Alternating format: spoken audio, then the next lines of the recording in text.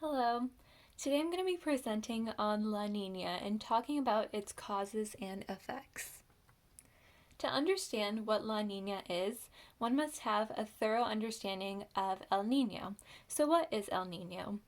Every few years we see a rise in sea surface temperatures along the eastern Pacific part of the world. These unusually warm waters cause for South American fisheries to fail, and this reoccurring event happens in December.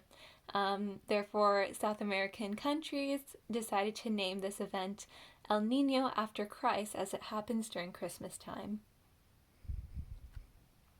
In order to understand both La Niña and El Niño, one must also understand atmospheric circulation. So this entails winds blowing from east to west along the equator. And these winds are known as trade winds. So these strong trade winds form currents underneath the surface, carrying warm surface waters from east to west along the equator, forming a warm pool.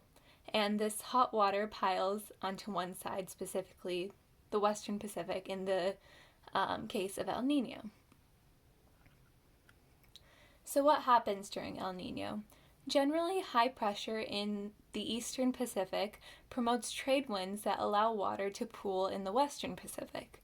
When this pressure gets too small, the trade winds get weak, which allows the warm water from the Western Pacific to shift over to the Eastern Pacific, and this causes an El Niño. So we're looking at this picture, and on the left we see an El Niño. This graph represents the sea surface temperature anomaly, and as we can see, El Niño's sea surface temperature is very warm. On the right, we're looking at a La Niña, and we're seeing that the La Niña sea surface temperature is very cold. So, what is this La Niña? Well, as you can see in the graph before, it is quite the opposite of an El Niño. An El Niño's trade winds are weak, which allow warm water to slosh over to the east. On the other hand, La Niña's trade winds are strong, which pushes warm water towards the west. So these effects of La Niña include wet conditions in the Western Pacific, which cause possible flooding, and then dry conditions in the Eastern Pacific, which cause possible droughts. Quite the opposite in El Niño. Not only that, but there's also a massive increase in ocean productivity.